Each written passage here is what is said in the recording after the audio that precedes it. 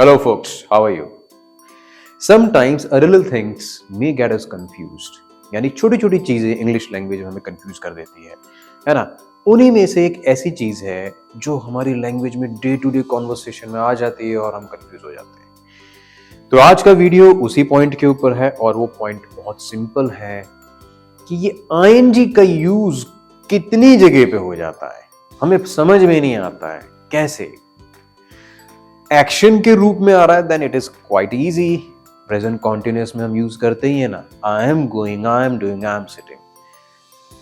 ये तो बहुत सिंपल तरीका हो गया, यानी कि आईएनजी की एक सर्टेन प्लेस हमें ये तो हमेशा से पता थी, बट आईएनजी कई जगह पे दिखता है।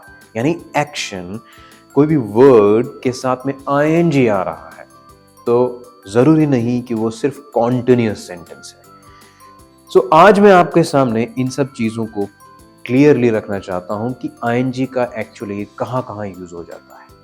First of all there are certain words, ऐसे कुछ वर्ड्स हैं इनको तो हम बिल्कुल अच्छे से रट ही सकते हैं बिकॉज ये बहुत सर्टेन है। गिनती के 4-5 वर्ड्स होते हैं। फॉर एग्जाम्पल जब हम बोलते हैं तुम्हारे आने के बाद में, अब आना इज एन एक्शन और बाद मीन्स आफ्टर, ठीक है। लेकिन आफ्टर के बाद जब भी हम कोई एक्शन लगाते हैं दैट कम्स इन आईएनजी। मैं बहुत कॉन्फिडेंट था ये सब कुछ जानने के बाद, I was quite confident after knowing everything. After के बाद नो एक्शन आया but that must be in ING form. बिल्कुल ऐसा ही बिफोर के साथ में भी होता है। Before reaching there, I got the location before reaching there, वहां पहुंचने से पहले मुझे लोकेशन मिल गई। पहुंचना एक्शन रीच, बट बिफोर के साथ आया तो बिफोर रीचिंग। जब भी बिफोर के साथ सीधा एक्शन आएगा आईएनजी में आएगा, जब भी आफ्टर के बाद सीधा एक्शन आएगा आईएनजी में आएगा। बिल्कुल ऐसे ही वाइल के साथ में भी होता है। वाइल डूइंग दैट वर्क, वो काम करते हुए, ठीक है। दौरान, वाइल के लिए हम वाइल का यूज हम कहाँ करते हैं, दौरान के लिए या जब के लिए, जबकि के लिए। सो उस काम को करते वक्त, करने के दौरान, while doing that work I was thinking of something different, मैं कुछ और अलग तरीके से सोच रहा था वो काम करते दौरान या करते हुए। Got it? While doing, while working, बिल्कुल इसी तरह से keep के साथ में भी हम लोग ऐसा यूज करते हैं, मैं वो काम करते रहा।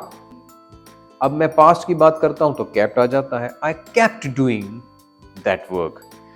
और किसी को आप बोल रहे हैं कि करते रहिए अपने काम को, keep doing your work, keep के साथ डू आया, एक्शन आया, आईएनजी में आया, ठीक है।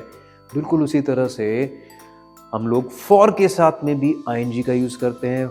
For working in this place, you will have to be eligible for working at this place, इस जगह पे काम करने के लिए फॉर के साथ में एक्शन आएगा, that must be an ING for working, ठीक है।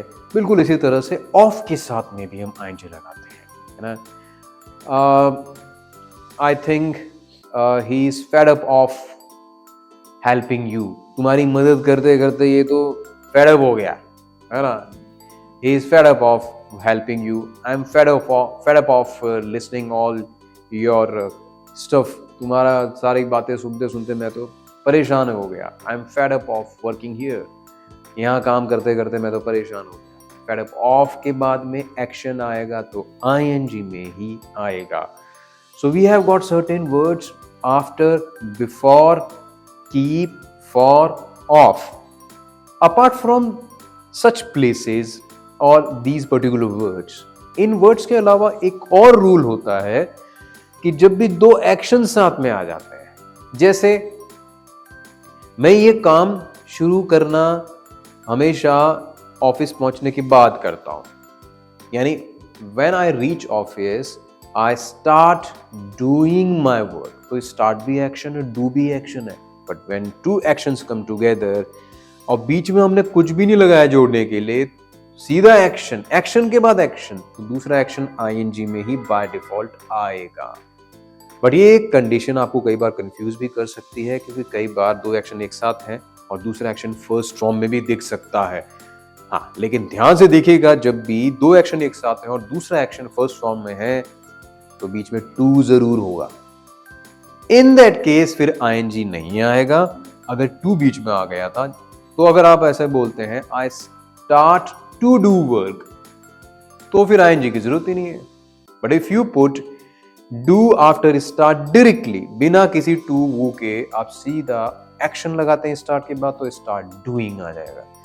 तो दो एक्शन भी जब भी एक साथ होंगे तो दूसरा एक्शन आईएनजी में आएगा बाय डिफॉल्ट। Got it. इसके अलावा आईएनजी कई बार एडजेक्टिव बन के आ जाता है, नाउन बन के आ जाता है। ड्राइविंग एक नाम है, गाड़ी चलाने के प्रोसेस को ड्राइविंग बोलते हैं, उसका नाम है। ड्राइविंग आईएनजी से है, लेकिन उसको भी है, लेकिन आईएनजी के रूप में दिख रहा है, इसका मतलब ये नहीं है कि वो एक्शन ही है। That is a noun. तो आईएनजी वाले कई बार नाउन बन के आ जाते हैं, कई बार एडजेक्टिव बन के आ जाते हैं। He is so caring person. Caring क्या हो गया? ही इज अ पर्सन, ये तो सिंपल हो गया, इसमें कोई तारीफ की बात ही नहीं थी। लेकिन जैसे ही हमने he is a caring person, caring क्या है? तारीफ। तारीफ वाले वर्ड्स मतलब एडजेक्टिव्स। तो आईएनजी एडजेक्टिव भी है, आईएनजी कई बार नाउन भी है, और एक्शन तो हमेशा है ही। लेकिन एक्शन सिर्फ प्रेजेंट कॉन्टिन्यूस, पास्ट कॉन्टिन्यूस या फ्यूचर कॉन्टिन्यूस में ही नहीं आता आईएनजी। आईएनजी डायरेक्टली एक्शन के बाद एक्शन आ जाता है, तब भी दूसरा एक्शन आईएनजी में आ जाता है। या certain words after, before, for, of, है ना, या कीप या वाइल, इन सब वर्ड्स के साथ में भी एक्शन जब भी आएगा आईएनजी में आएगा। I hope you have got enough idea. अब मुझे लगता है कि आईएनजी को लेकर आपको ज्यादा कंफ्यूजन नहीं होगा। Yet if you have any confusion, you may comment in the comment box.